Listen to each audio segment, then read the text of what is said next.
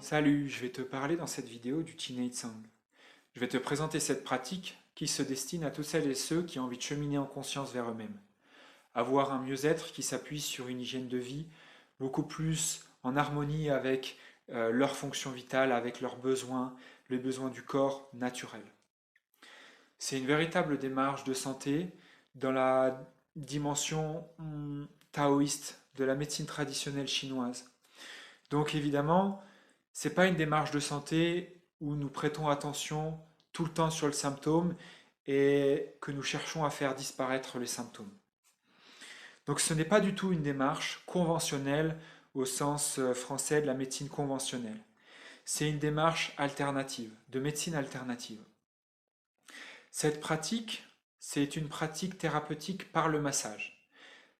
Le massage des organes internes, des intelligences à l'origine des fonctions vitales internes. Donc ça, c'est le nom Tsang dans Chinese Tsang. C'est une pratique qui vise à sans cesse aller trouver la source, la compréhension de l'alchimie, des éléments qui nous composent. Alchimie, c'est très simple, c'est la chimie. Mais alchimie dans le sens, pas simplement la chimie matérielle, pas simplement les molécules. C'est quelque chose, une compréhension au-delà. Qu'est-ce qui se passe dans les organes? Qu'est-ce qui fonctionne naturellement?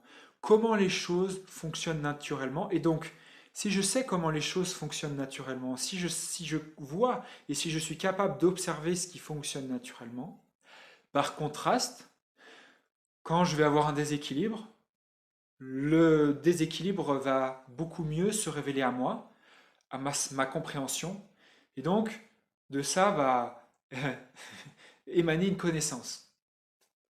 Donc c'est cette démarche d'aller chercher la connaissance à l'intérieur de chaque expérience vécue. Donc tu vois que c'est vraiment une démarche de conscience. Et donc dans Qi, Nei, Tsang, nous avons Qi. Et c'est vraiment le pilier sur lequel s'appuie toute cette pratique. Le Qi, c'est comme le Qigong, comme dans Tai Chi aussi, tu vois. Alors on l'exprime un peu différemment Tai Chi, mais c'est cette idée que le Qi est cette énergie à l'origine de toute chose. C'est comme le souffle qui t'anime le matin, c'est comme le souffle qui t'anime la nuit, c'est comme le souffle qui t'anime dans ton effort. Sans cela, tu ne pourrais pas te lever le matin, sans cela, tu ne pourrais pas continuer de vivre la nuit, et sans cela, tu ne pourrais pas avoir d'action. Donc c'est une vibration en expansion, c'est un souffle, une énergie qui anime tout. C'est un flux vibratoire qui rend les choses cohérentes. Si je peux agiter mes mains, c'est qu'il y a une énergie comme une électricité qui est à l'origine des mouvements chimiques. Donc dans Chinei Tsang, dans cette pratique du massage des organes internes, nous allons, en massant les organes, en massant les fascias, en allant aussi stimuler la respiration, nous allons chercher à comprendre la cause des conséquences, la cause de la manifestation. En général, on vient souvent en Chinei Tsang ou on me consulte souvent parce qu'on a un problème, mais on n'est pas obligé d'atteindre le problème. Donc, s'il y a un déséquilibre, nous allons chercher la cause de ce déséquilibre. C'est vraiment une démarche holistique. Et c'est ce qui fait que le Chinese Tsang est efficace. C'est que elle va comprendre et chercher la compréhension de la globalité. Pas simplement du corps, pas simplement des organes physiques, mais elle va chercher à comprendre quels sont les désirs, les volontés à l'origine de tel et tel mouvement dans le corps, de telle et telle action. Quelles sont les perceptions, les sentiments, quelles sont les émotions, les états d'âme qui ont incité tel ou tel être à avoir telle ou telle volonté, tel ou tel désir. Tu vois, si j'ai telle ou telle émotion dans mon corps, si j'ai la peur qui m'anime, je ne vais pas vouloir la même chose. Je vais peut-être vouloir me protéger et je vais me rigidifier, ce qui va causer un stress et donc un mouvement dans le corps d'acidité, de tension.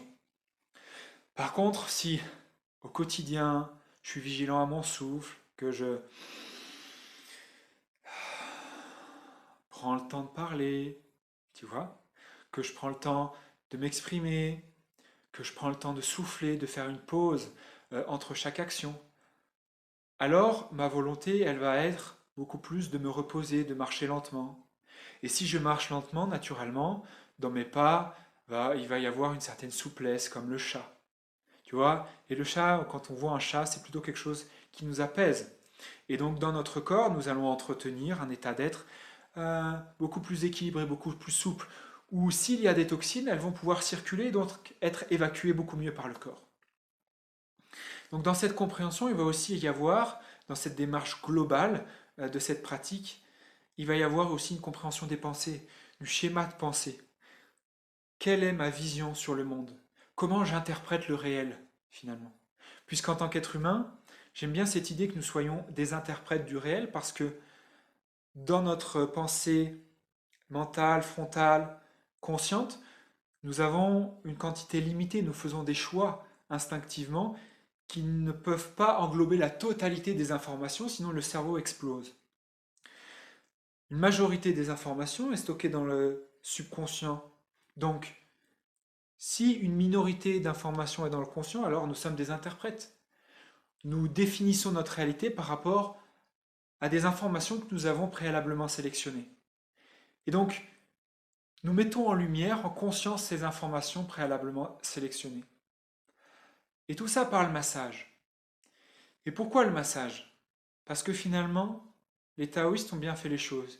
Ils ont cherché à voir quelle était la pratique la plus instinctive, la plus spontanée, la plus naturelle.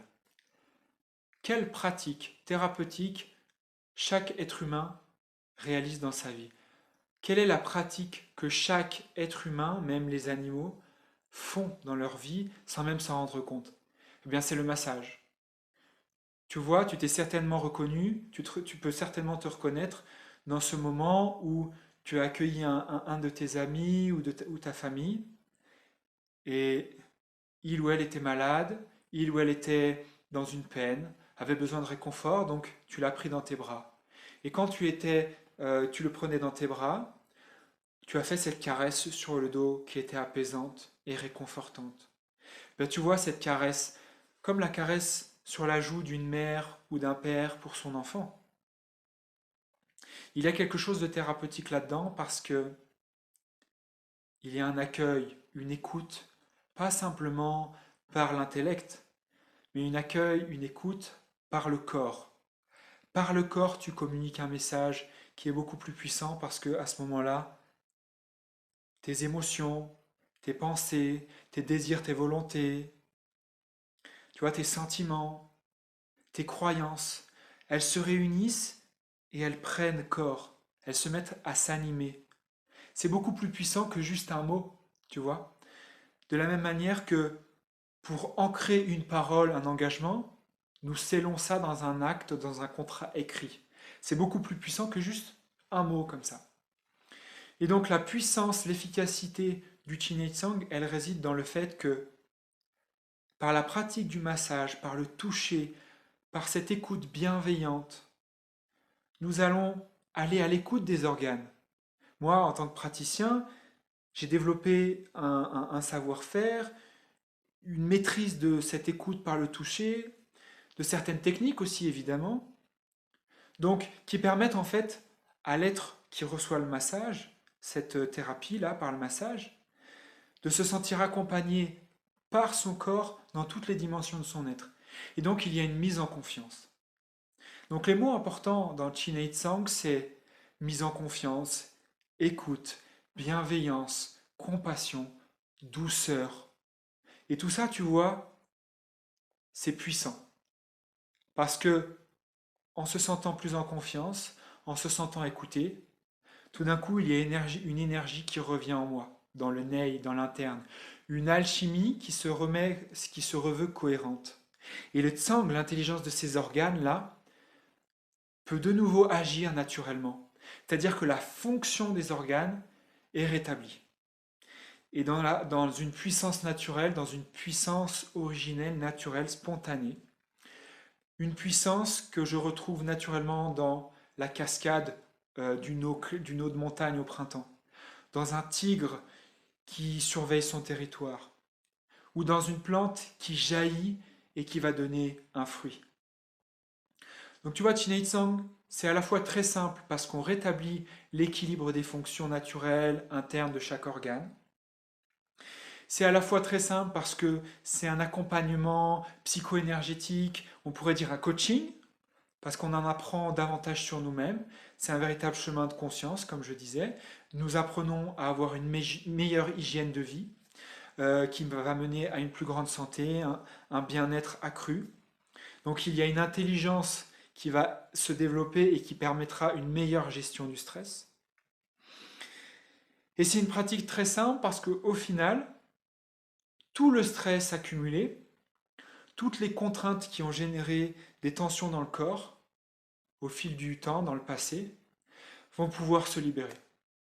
Et même mieux, ça c'est la dimension de la médecine traditionnelle chinoise, c'est que elle se libère pas simplement parce que je vais jeter mes poubelles, mais je fais du recyclage avec.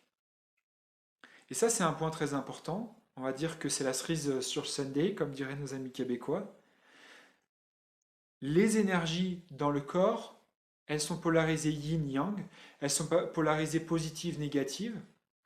Mais tu vois, je prends une banane, je mange la banane, mais la peau de la banane, c'est un déchet pour moi parce que je ne le mange pas, mais c'est un super compost pour la terre et pour l'arbre et la plante qui va pousser.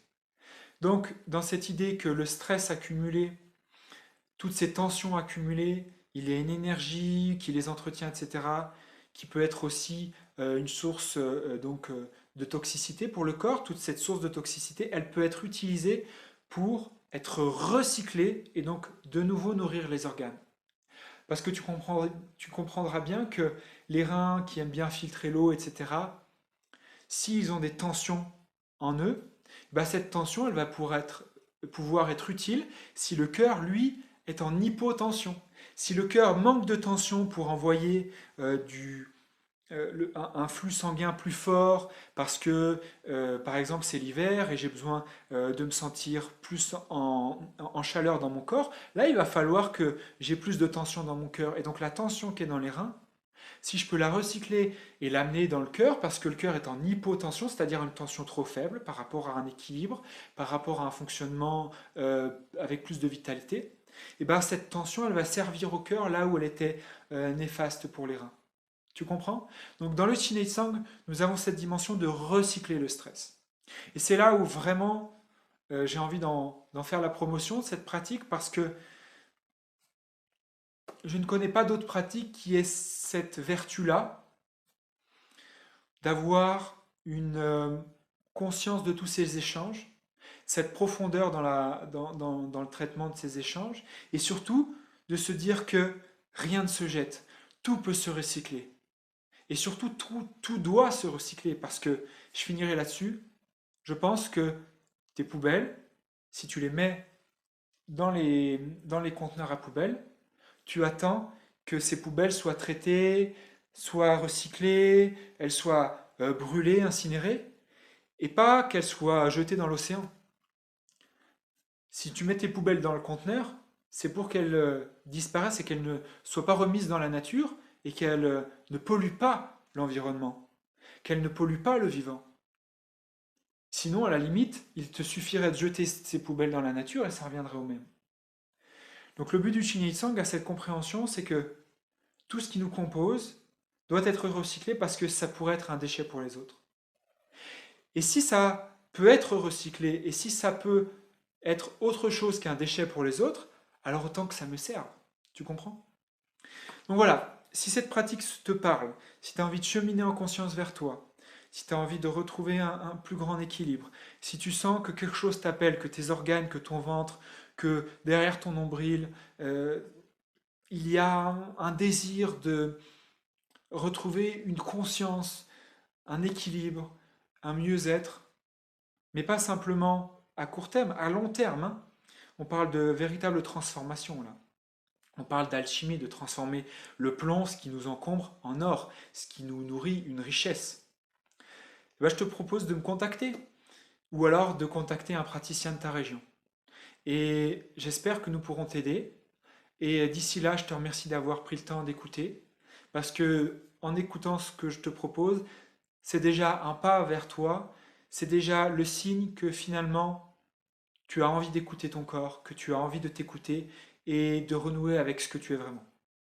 Je te remercie, je te souhaite un bon moment dans la suite de ta vie et n'oublie pas que le chemin commence là où se pose ton pied. Salut, merci.